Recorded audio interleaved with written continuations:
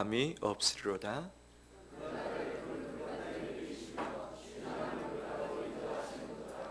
내 영혼을 소생시키시고 자기 이름을 위하여 의의 길로 인도하시는도다.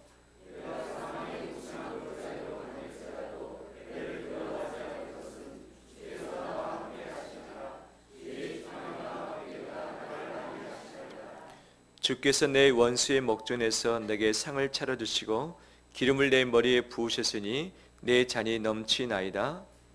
평생의 선하심과 인자하심이 반드시 나를 따르리니 내가 여호와의 집에 영원히 살리로다. 아멘. 주의 축복합니다. 소린사 나눌까요? 잘 오셨습니다. 축복합니다.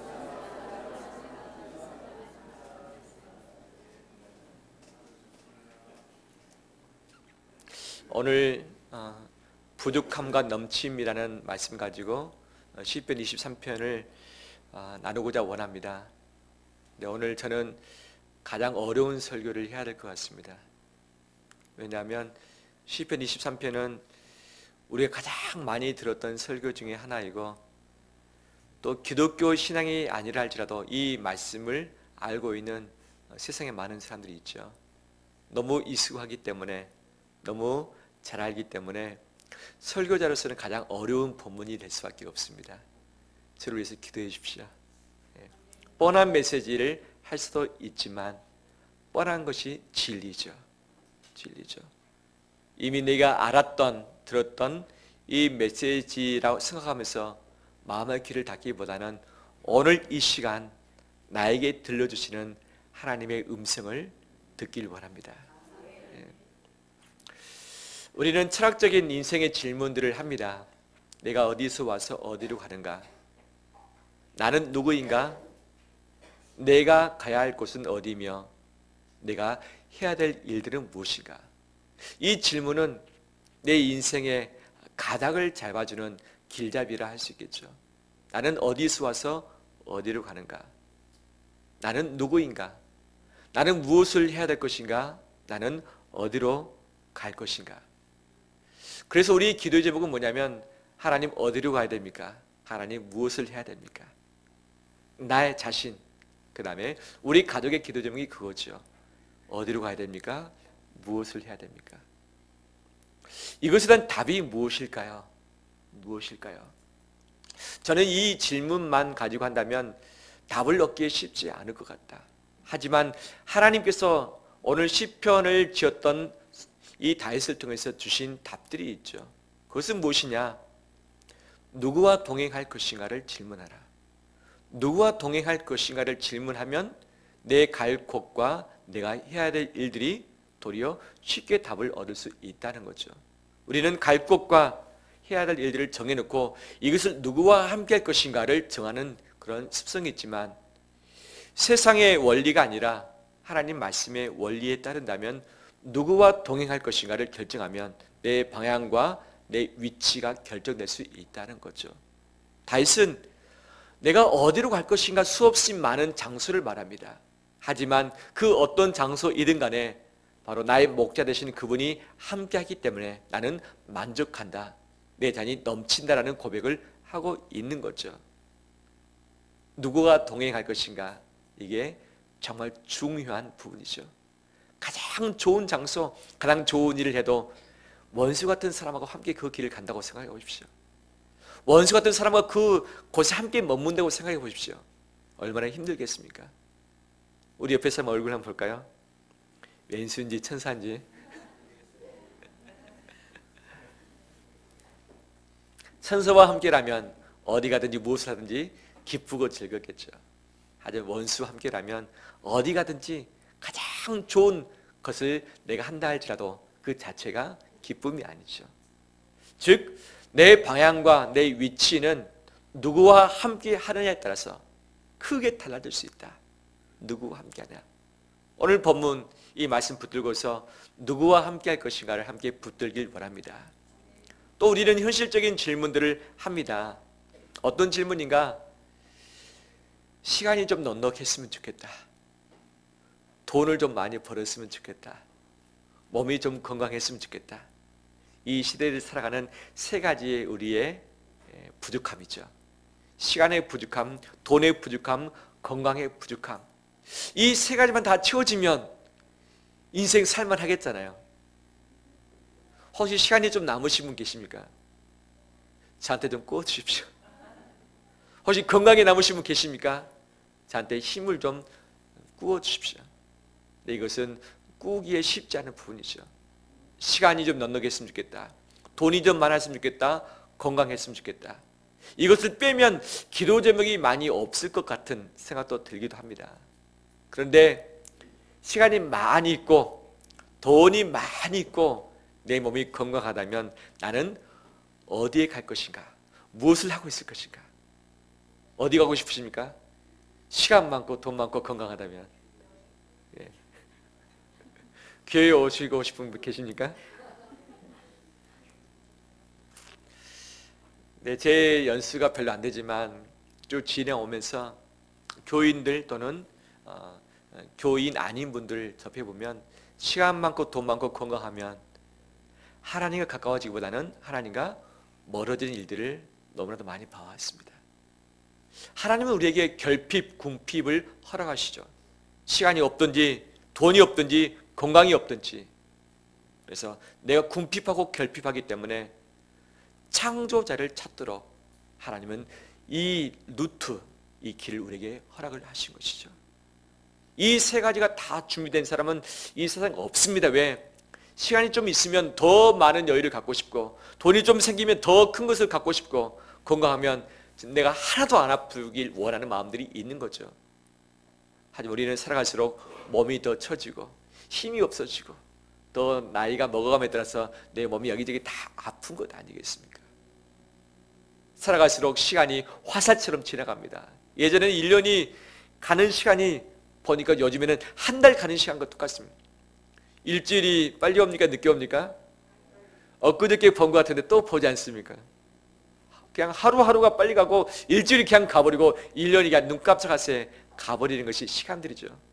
너무나도 여유 없이 달려가고 있는 거죠.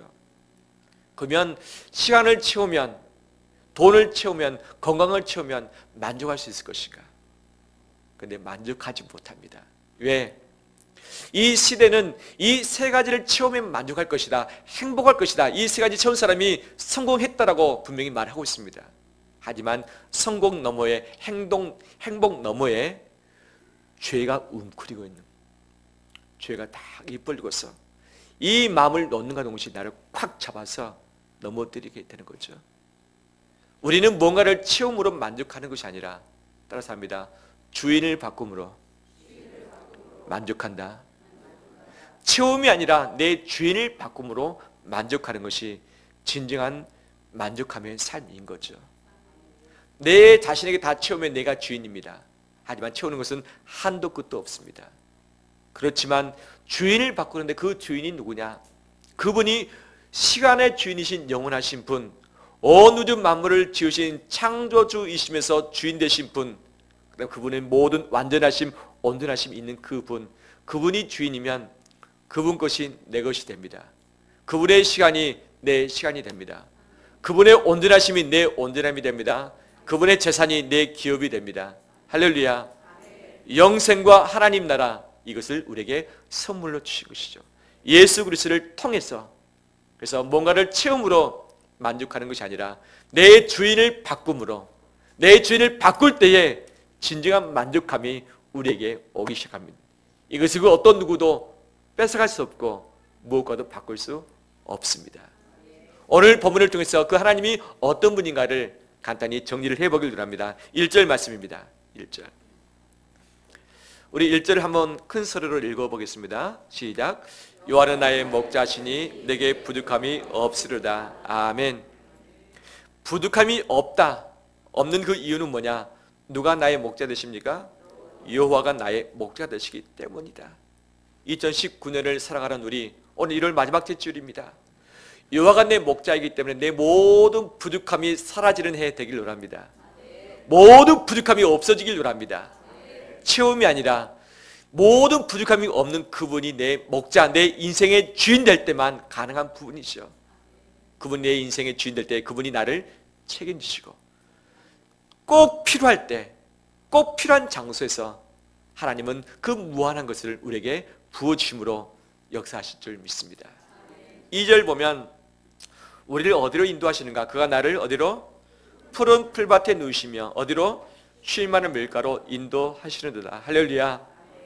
목자 되신 주님께서 우리를 푸른 풀밭과 쉴 만한 물가로 인도하시길 간절히 기도하기를 합니다. 분명 하나님은 우리를 그곳으로 인도하십니다. 할렐루야. 3절 내 영혼을 어떻게 하십니까? 소생시키시다. 소생시키다. 이것은 회복시키시다. 생기를 불어넣다. 일으켜 세우시다라는 의미가 있는데 비유를 말한다면 이미 죽어있는 사람, 심장이 뛰지 않고 호흡하지 않는 사람을 어떻게 살려내느냐? 심폐소생술을 하는 거예요. 언제까지? 숨 쉴 때까지, 심장이 뛸 때까지. 죽어있는 사람, 거의 사망 직전에 있는 사람을 하나님께서 심폐소생술을 하신다. 언제까지? 살아날 때까지, 일어날 때까지 하시는 분이 우리의 목자 여호와이십니다. 우리 성도들 요즘 영적으로 살아나고 있는 것 느끼지 않습니까? 살아나고 계시죠. 하나님께서 나를 심폐소생술을 하시자 생기를 불어넣으시고 생명력 가운데 승리하며 나가는 우리 되길 원합니다. 또한 그분은 자기 이름을 위하여 어떤 길로 인도하십니까? 의의 길. 내가 원하는 길이 아니라 하나님께서 원하시는 바른 길, 옳은 길, 하나님의 뜻이 있는 그 길로 우리를 인도하신다고 말씀을 하고 있는데 내가 원하는 길이 아니라 하나님께서 기뻐하시는 그 길로 인도받게 될 것을 기대합니다. 4절 말씀, 이제 분위기가 확 바뀝니다. 내가 어디 갑니까? 사망의 음침한 골짜기로 다닐지라도 해를 두려워하지 않을 것은 누가 나와 함께 하시죠? 주께서. 누가? 주께서 나와 함께 하십니다. 주의 지팡이와 막대기가 나를 안위하시나이다 말씀하고 계시는데 하나님께서 나와 함께 하심으로 어떤 곳을 가든지 간에 두려움을 극복하게 될 줄 믿습니다. 사망의 음침한 골짜기를 안 가기 때문에 두려움을 극복하는 것이 아니라 그곳에 갈지라도 주께서 함께 하시기 때문에 이 두려움을 이겨낼 수 있는 거지요. 안이라는 뜻은 지키다, 보호하다, 인도하다의 의미가 있습니다. 지키다, 보호하다. 악한 짐승들부터 보호하시고 낭떠러지에 떨어졌을 때 이 지팡이 가지고 다리를 걸어서 끄집어 올리시는 것이 바로 하나님이신데 그분이 우리 인생을 안위하시길, 지키시고 보호하시길, 책임져 주시길 간절히 원합니다. 5절 말씀 보면 주께서 내 원수의 목전에서 내게 무엇을 차려주십니까? 잔치상을 차려주시고 무엇을 내 머리에 바르시죠? 기름을 내 머리에 부으셨으니 내 잔이 어떻게 됩니까? 넘치나이다. 여호와가 내 목자 될 때에 부족함이 사라지고 넘치는 이 결과를 낳게 되는데 우리의 삶의 여정 가운데 잔이 넘치길 합니다. 잔이 넘치길 합니다. 부족해서 겨우겨우 살아가는 상태가 아니라 우리 심령의 충만함 가운데 은혜 가운데 주께서 부으시는 그 힘을 가지고 넘쳐나는 역사들이 있길 원합니다. 할렐루야. 근데 내가 주인 될 때는 그것을 누리지 못하지만 여호와께서 내 주인 될 때에 넘침의 역사를 경험하게 될 줄 믿습니다. 6절 말씀, 내 평생에 무엇이 따릅니까? 선하심과 인자심이 반드시 나를 따를 것인데 내가 누구의 집에? 여호와 집에 영원히 살리로다. 여호와께서 내 목자 되실 때에 선하심과 인자심이 평생 동안 따른다. 영원히 여호와의 집에 살게 된다 말씀하고 있습니다. 할렐루야. 오늘 수많은 장소가 나옵니다. 푸른 풀밭, 쉴만한 물가, 의의 길, 사망의 음침한 골짜기, 원수의 목전, 그 다음에 여호와의 집이 나옵니다. 내가 어디 가든지 그분이 나를 인도하시고 함께 하시고 나를 따라오시는 줄 믿습니다. 할렐루야. 근데 본문을 통해서 살필 것은 무엇이냐면 내가 가고 싶은 곳은 어디인가? 머물고 싶은 곳은 어디인가? 우리 기도 제목은 푸른 풀밭과 쉴 만한 물가죠. 그런데 우리 목자 되신 그분은 나를 어디도 인도하십니까? 사망의 음침한 골짜기에도 인도하신 분이라는 것을 보여주고 있는 거죠. 올해도 내 인생 앞길에도 사망의 음침한 골짜기에 나를 기다리고 있을 것입니다. 믿습니까? 내가 믿든 안 믿든 간에 사망의 음침한 골짜기가 내 인생 앞에 기다리고 있습니다. 안 갈 수 없습니다. 가야 됩니다. 원하지 않는 길들을 내가 통과해야 될 때가 있는 거죠.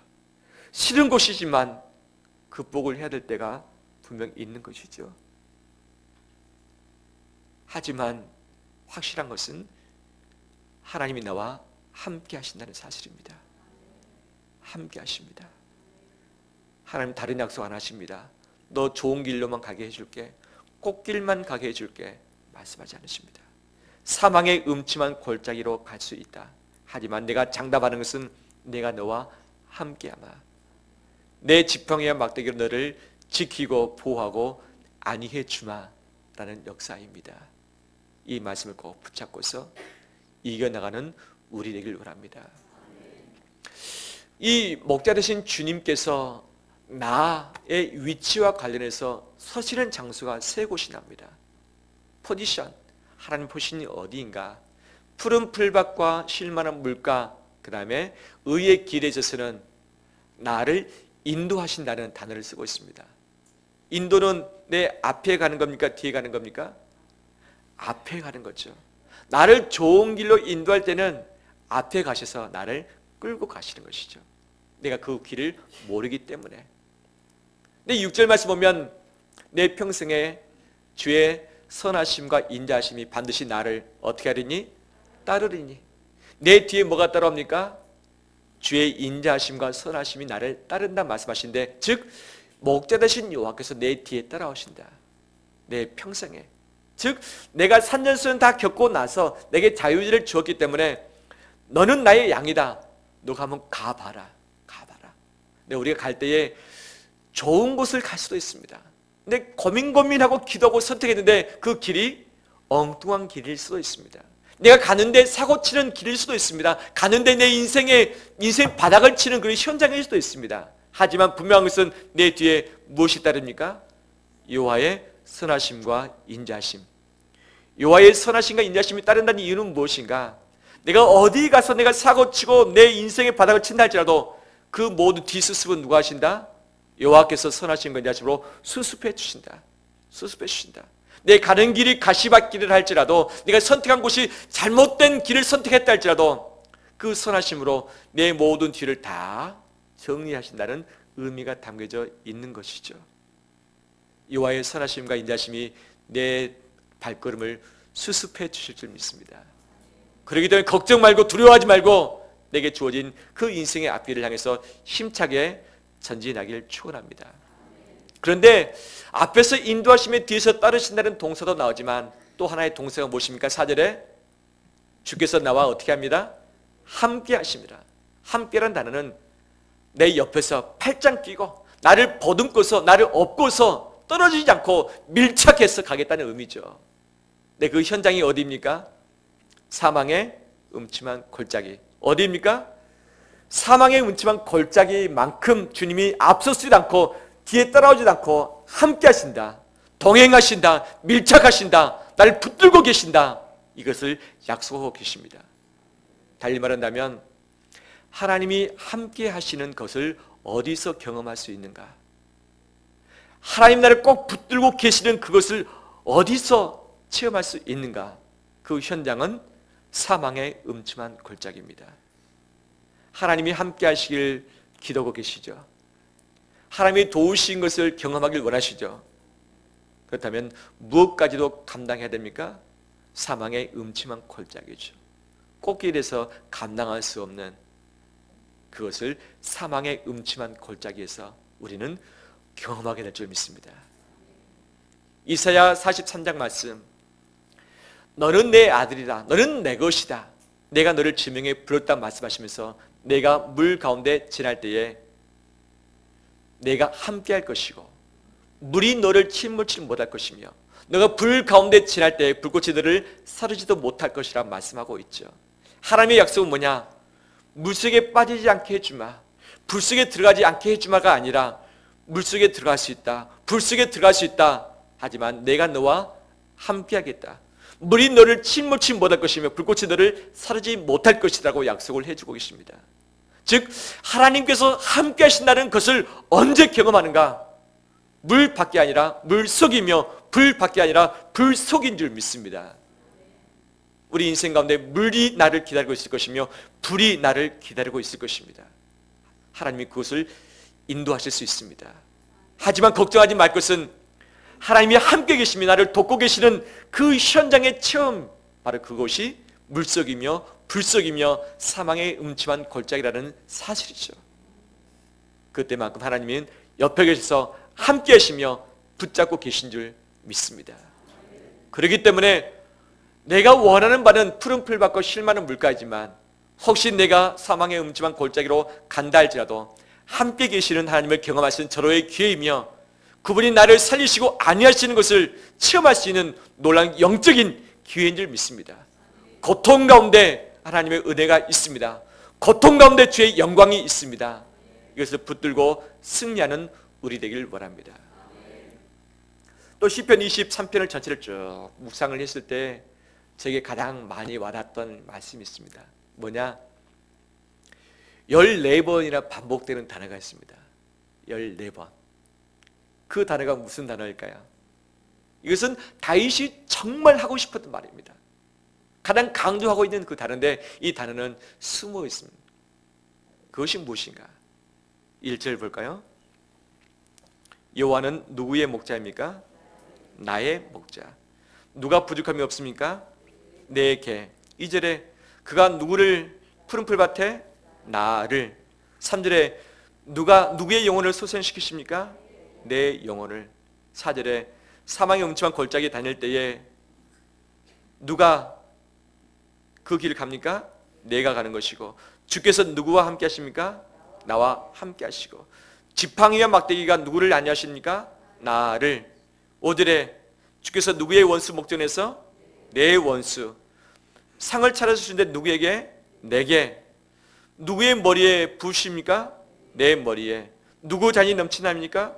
내 잔이. 6절에 어떤 인생의 평생에 선하신 은자심 따릅니까? 내 평생에. 나를 따르니. 누가 여호와의 집에? 내가 여호와의 집에 영원히 살리로다. 할렐루야.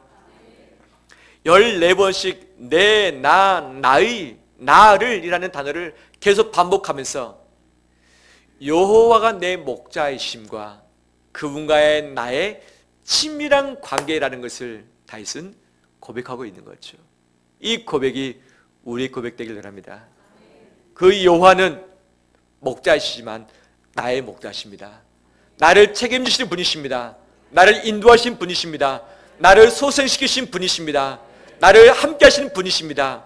지팡이와 막대기로 나를 안위하시는 분이십니다. 원수의 목전에서 내게 상을 베풀으시는 분이십니다. 그 선하신 은자심 나를 따르시는 분이십니다. 여호와의 집에 영원히 살 수 있도록 나를 배려하시는 분이십니다. 그분은 나의 하나님이십니다. 그리고 나의 여호와십니다. 그분은 나의 목자이십니다. 이것이 될 때에 부족함이 없고 넘칩니다. 이것이 안 되면 여호와의 풍성함과 넘침의 역사를 맛볼 수 없습니다. 여호와는 목회자의 목자가 아니에요. 옆 사람의 목자가 아니라 나의 목자인 줄 믿습니다. 하나님이 바로 나의 목자, 너를 나의 양으로 삼길 간절히 원하신다는 거예요. 너와 나와의 관계, 1대1의 관계, 친밀한 관계, 밀접한 관계, 함께 있는 관계, 이것을 간절히 원하시는 거죠. 우리 가슴에 손 얹고서 한번 고백하기로 합니다. 여호와는 나의 목자입니다. 여호와는 나의 목자입니다. 우리 옆에서 함께 서로 고백할까요? 여호와는 나의 목자이십니다.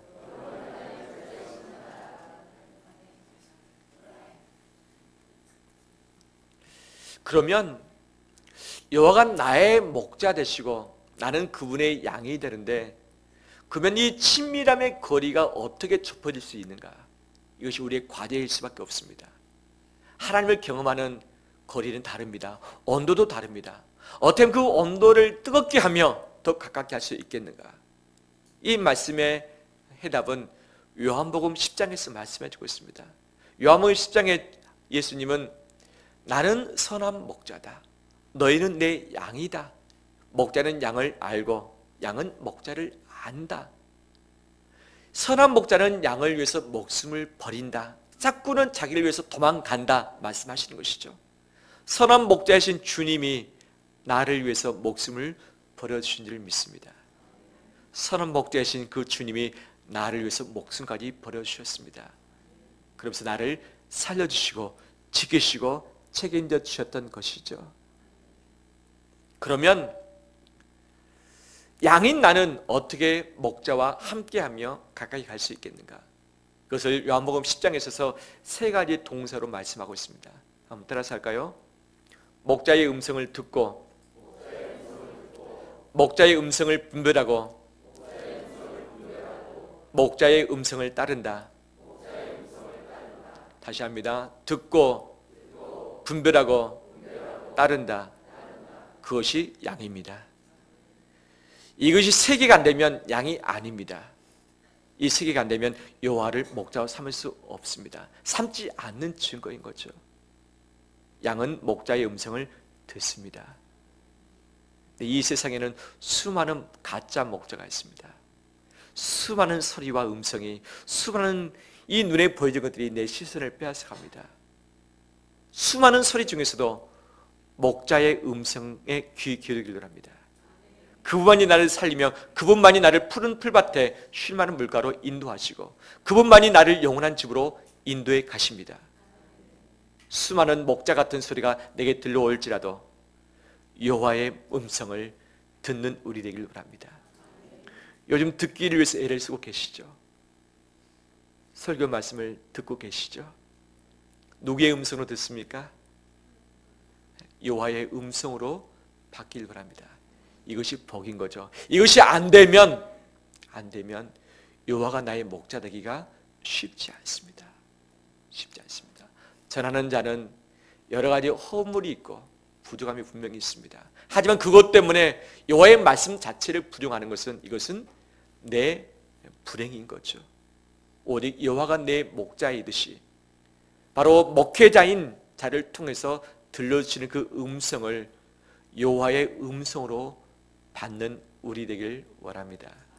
이것이 목자의 양의 첫 번째 되는 조건인 거죠. 뿐만 아니라 분별하길 원합니다. 분별. 목자처럼 말하지만 목자가 아닌 데가 있죠.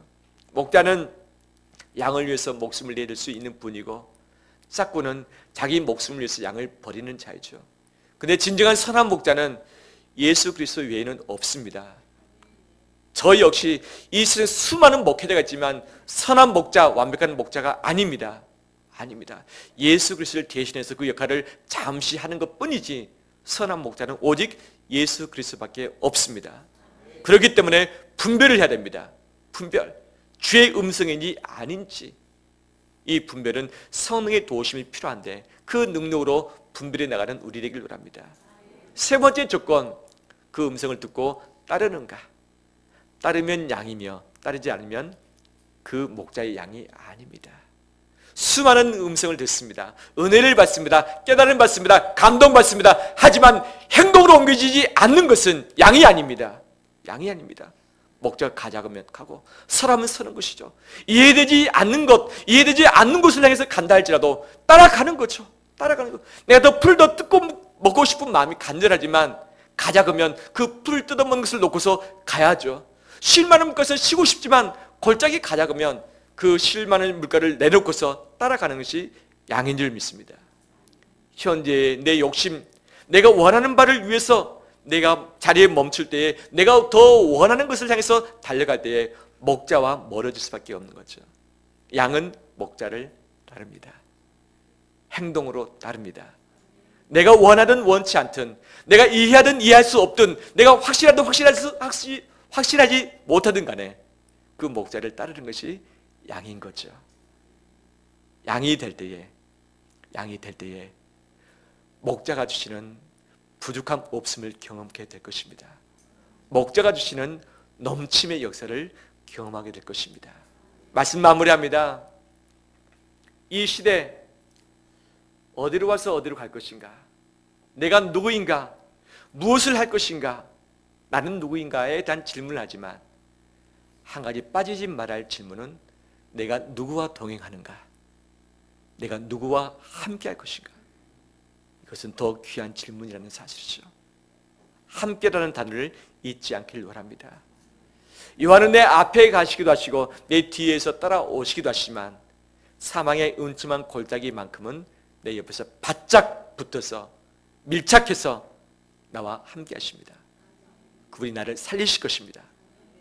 나를 소생시키시고 의의 길로 인도해 주실 줄 믿습니다. 문제는 그분을 내 목자로 인정하고 따르는가? 아니면 내가 목자가 돼서 하나님을 이리저리 끌고 다니고 싶은가? 목자가 양에게 맡기는 것이 맞습니까? 양이 목자에게 맡기는 것이 좋습니까? 솔직히 무엇을 더 원하십니까? 하나님이 내게 맞춰주길 원하시잖아요. 내가 원하는 곳, 내가 하고 싶은 것, 하나님 좀 도와달라고 기도하는 것, 우리 기도 제목 아닙니까? 하지만 진정한 양은 내가 원하는 것을 맞춰놓고 내가 하고 싶은 것을 해놓고 하나님 나를 도와달라고 하는 것이 아니라 하나님이 어디로 가시길 원하십니까? 제가 주와 동행하기를 원합니다. 그곳이 사망의 음침한 골짜기라 할지라도 주님이 가신다면 저도 함께 하겠습니다. 그 따름, 이것이 양의 본분인 줄 믿습니다. 이런 삶을 살 때에 하나님 안에 있는 풍성함과 부족함 없음과 넘침의 역사가 우리 삶 가운데 가득하게 될 줄 믿습니다. 우리 함께 찬송할까요?